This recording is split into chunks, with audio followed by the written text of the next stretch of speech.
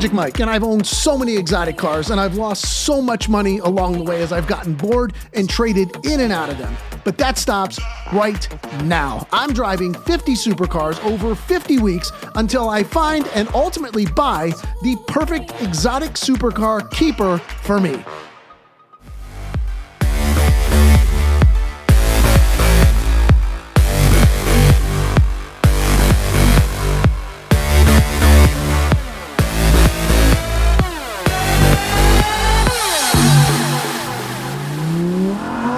Well, this is where the Evo is going to shine, and does shine over the McLaren for sure.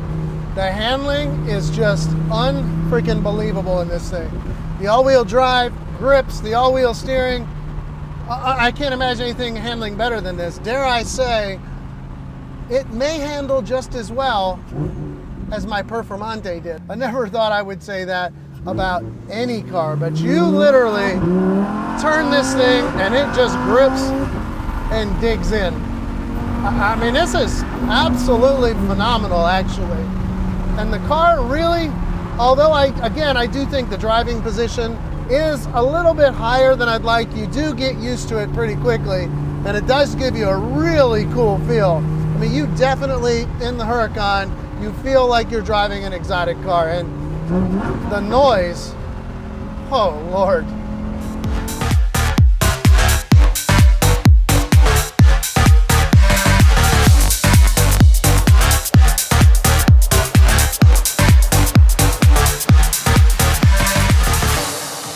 The performance is unbelievable in this. The brakes, got the carbon ceramic brakes, so it stops on a dime. I mean, these are areas where, you know, I talk about the usability, the livability of the car, the overall awesomeness, and for me, it's the day-to-day use. Now, I don't drive cars soft. I don't abuse them. I abuse mine. I don't abuse this. But I want the handling. I want the braking. And this thing, my God. I mean, honestly, it crushes the McLaren in handling and braking. So some real big points there. It's going to put this car very, very close. I will say I do miss the speed. It's got some power. It is a naturally aspirated V10 versus the twin turbo V8. You're just not going to touch the power. It is raw. It's got crazy instant throttle response. That's attractive. I really, really love that. I went through a big phase of driving nothing but naturally aspirated cars, and I love it.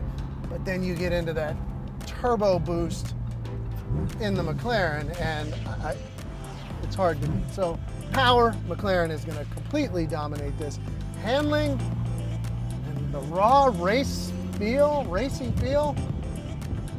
McLaren's racy in a different way. But this thing,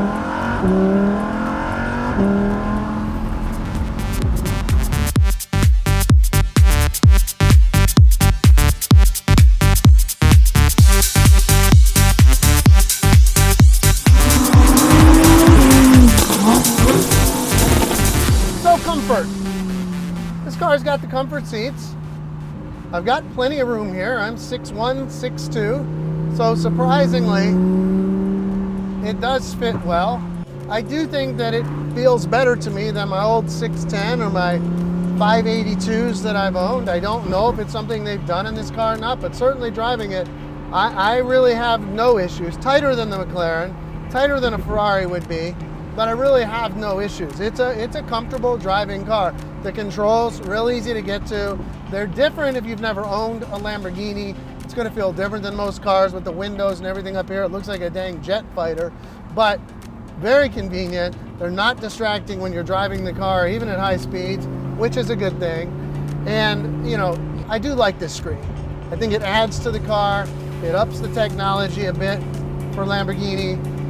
It is a distraction for me though, driving. That's not a good thing. I'd rather have it, and I know there's really no place that Lamborghini could put it, but I'd rather have it in a more visible place, because here I am forced to kind of look down. Overall though, it's a hard car to beat. It's a lot of fun. It's definitely the fun factor is a 10 plus on a 10 scale. It gives you all the rawness, it gives you all the noise, you can throw it down.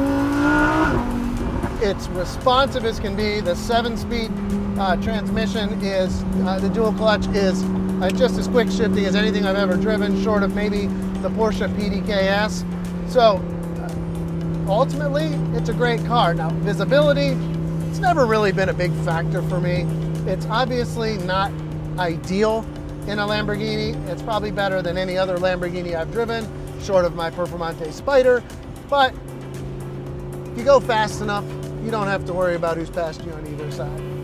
Overall, really love the car. Comfortable, definitely could drive it day to day, could take it really anywhere. You got the lift system. It gets you really over any bump other than something absolutely crazy where you wouldn't want to take the car anyway. So no real downsides to the car other than maybe crazy as it might sound to you.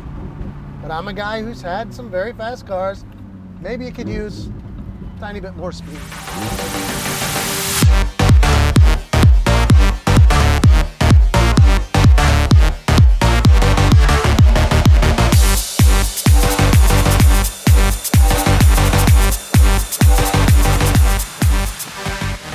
Okay, so I'm gonna do something which to me is kind of sacrilege in a Lamborghini, but I know some people will do this, so I'm just gonna show you how smooth a Lamborghini can ride and how quiet it can be. I can't even hear the exhaust. I quite literally cannot hear it. I'm now in Strada, which is just street mode. The car is incredibly smooth. I could do hours in the car with no problem. It's a lot softer. It's not as soft as your average car. Could go to sport. The exhaust picks up. This is a mode I could drive in and have driven my Lamborghinis in before. It tightens it up a bit. It at least gives you the exhaust noise. It's quicker on the acceleration in sport. It's still nothing like Strada. And you definitely have to drive it in Strada. I will tell you, for me, the big downside inconvenience is for the Huracan, truthfully, any Lamborghini, unless you've got the Sensonum system, which in and of itself isn't really great, the stereo's horrendous. And I mean horrendous. And again, while that may not matter to you, you may be somebody who cares about the overall feeling of the car and you want to drive around listening to exhaust. When you drive a car as much as I drive a car daily, it's nice to have a little bit of entertainment. This is like truly just terrible.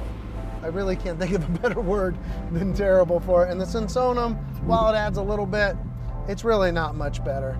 Is that really going to be a big factor for me here in how I rate this car, where I place it overall? Probably not. It's a factor, but not much of one. Overall, this car it's about as perfect as a car can get.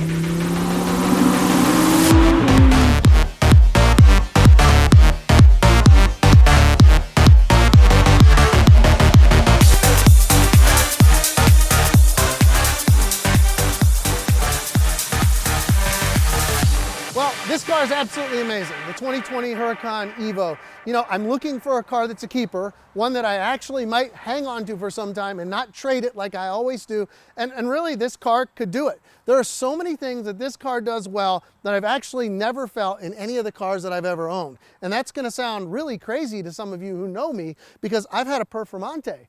And I'm going to tell you that I think this car actually would outhandle my Performante. It's definitely a different feel. You'll get a little bit more on the edge in a Performante, and I think you feel a little bit more raw, definitely more race car feel. But the rear wheel steering on this is unbelievable. So while it may not have the power that my 720S has, and believe me, speed is a big deal to me. If I go to half-mile events, I want to dust everybody. But the emotion that this car gives you, and where you're normally driving this car, you're not doing 150 miles an hour. I drive it daily. I drive it on normal roads. So I like the emotion at low speeds and at high speeds. The sound, oh God, you can't beat the sound. I'll tell you what I think they've really done with the Evo that they haven't done with the they lost with the 610-4 and the 582. They brought back some of the emotion. Those cars were a little bit flat to me. They weren't as exciting. This car really is exciting. And comfort, it's unbelievable. I could drive this car anywhere. I could take it across the country. I could easily do 4 or 5 hours in it. I could easily go shopping, do my day-to-day stuff in this car. There's really nothing. So this one actually could be a real winner. It is so confidence inspiring as well. Even a semi-decent driver is going to feel like an expert driver in this. The handling's incredible, the braking's incredible. It's very confidence inspiring whether you're needing to come to a quick stop or just around curves. It truly is an amazing car. So there's nothing I don't like about this car. It's stunning, and it's turned heads everywhere I've gone today. So make sure you tune in tomorrow. Make sure you like, subscribe, and click that notifications button. And we will see you tomorrow as we revisit our experience this week with this car.